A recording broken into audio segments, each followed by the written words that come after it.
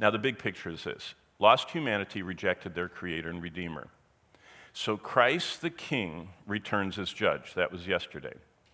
Then, for 1,000 years, Jesus keeps his promises. What did he promise?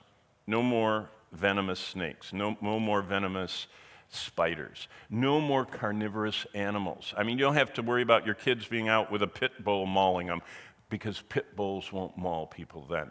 It's just a complete, Jesus promised this paradise on earth, and he shows what he can do in renewing the earth. But as you read the chapter, humanity rebels, so the final judgment is called the Great White Throne. And he casts all the rebels at the Great White Throne into the lake of fire. So that's chapter 19 and 20 before we get to heaven. So Revelation 20 is Jesus will end climate change, the current buzzword in our world. Earth is dying, only God can fix it. And probably there's no issue that will unite the whole world faster than what you're seeing. You today, you're seeing this. Climate change is uniting the young people of our world faster than anything. No political thing has ever united globally young people like climate change. I mean, last night they were marching in London, blocking all the roads. They made a human chain across one of the bridges of London. In England, in Germany, they're stopping a construction project. I mean, it's just unbelievable uniting. But this is just the beginning. Satan knows that the end of days judgments are coming, and he's positioning himself because he knows the ramp up. Jesus has already promised that there are going to be these pestilences, and there are going to be famines, and there's going to be the horrible weather. He knows all this is coming. I don't know whether he believes it. He believes it enough that he trembles. James tells us that. But he knows what the Bible says. I mean, he's like artificial intelligence. He knows every word of the Bible. You talk about verse memory, he's memorized all 31,102 verses of the Bible. He knows them. So he knows what's coming that's written down, and he's positioned the Antichrist.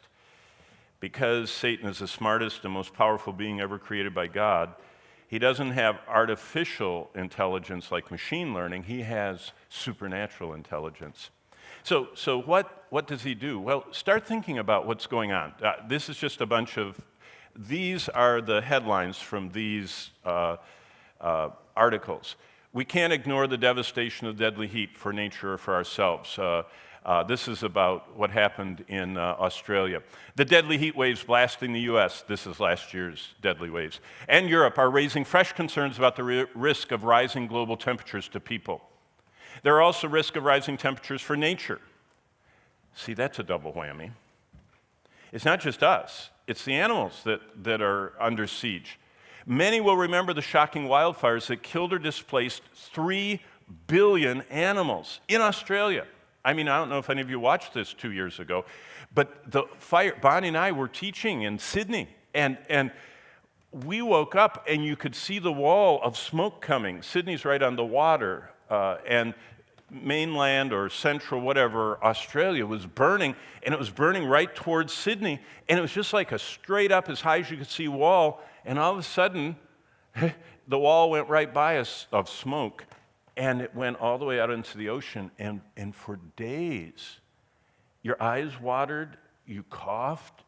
When we walked in the street, it was like walking through a movie set or something of the end of the world. It was dark and gray, and there was dust everywhere. And during that time, 3 billion animals either were, the news was filled with pictures of kangaroos that couldn't hop fast enough, and they were getting burned, and the little, those teddy bear koala bears. But the truth is, our rapidly warming planet, this article says, poses many under-the-radar threats to the natural world that have implications for life on Earth, including us. What are they? Oh, everything everywhere.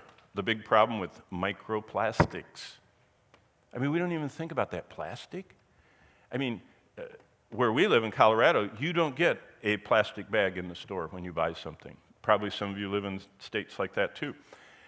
They don't want you to have a plastic bag because you use it once and it goes out and it gets in a dumpster and it flies away and cars drive over it, and before long, it turns into this, into particulates, particles. Microplastics are everywhere, shed from items like clothing. They coat our clothing with this wrinkle-resistant stuff and with stiffener. All this stuff is produced from hydrocarbons, from petroleum, basically. People think that if we stop the cars, we won't need to dig oil. Cars don't use most of the oil. Plastic uses most of the oil. Almost everything that we have in our society is somehow coming from oil. Clothing, tires, most of our packaging material are produced in factories, and those tiny pieces of plastic debris have been, this article says, subject of a number of grabby headlines as of late, which proclaim they've infiltrated the furthest reaches of the ocean. They've found these microplastics are being, when fish go through the water, they kind of are siphoning, or like a sieve, they're eating all the plankton. Well, they're not just eating the plankton, they're getting microplastics. The snows of Antarctica, now that we're going to the most remote part of the world, the snows of Antarctica, there are layers. Every year, there's a new layer of microplastics that have laid down because they're in the air. They're so small, it's like dust. What used to be dirt is now these little tiny shreds. The air we breathe, even human blood. It was 16 months ago, a doctor was doing a blood draw in one of the big-time hospitals. Not very often doctors do it, but he was doing a blood draw as an experiment, and he takes the blood into the lab, and for the first time when he puts it under a microscope, he found microplastic in the patient's blood veins, going around their body, inside them, in their blood. Do you know what that means? Your big filter you have, your liver, is starting, all of us, is starting to filter out this stuff, this microplastics. Well, here's one good headline. This is from Brussels, from Belgium. Look at the headline. PFOS and PFOAs found in soil samples, but not in the water or the vegetables. You know what they said? They went through the farms of Belgium. The people that are kind of in their backyard have chickens, and they have a little garden in their backyard, and they have their own eggs and everything. And they found out that these two harmful compounds, PFOSs, and these are called forever chemicals, have been found in almost all samples taken from their chicken runs and their vegetable gardens, from the compost, from the eggs, from the house dust and the serum. But they're not yet in the water or the vegetables. And they said this is good news. That doesn't sound like good news to me. These forever chemicals are everywhere. Okay, so I love reading the British papers. This is the UK Guardian. And the UK Guardian, look at the cute graphic. This is one of their big headlines. These are little glasses of water in the shape of the United States.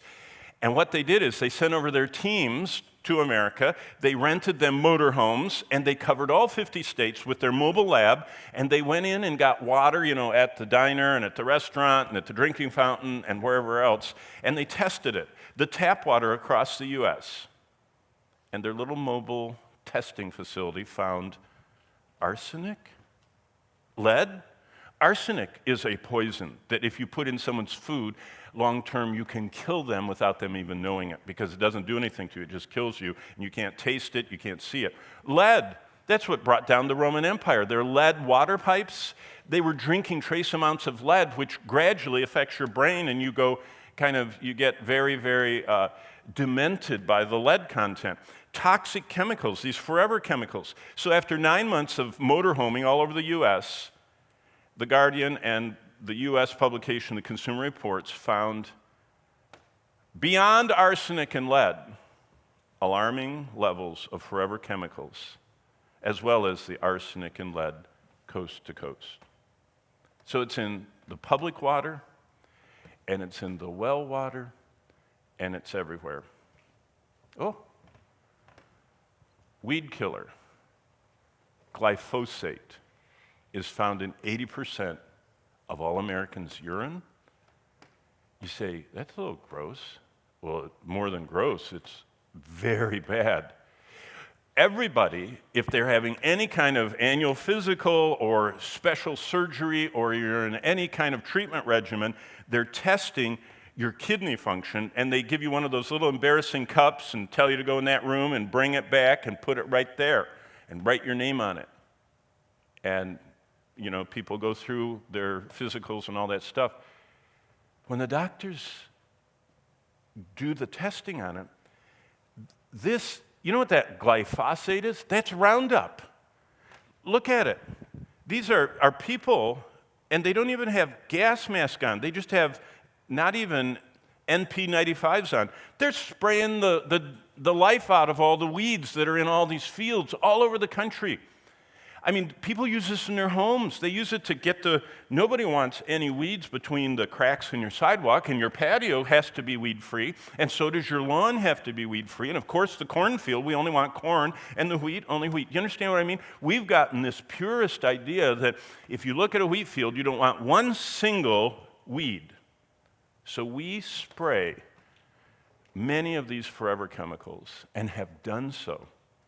And every time they find one is bad. You know what? There was one from long before your time. It was called DDT.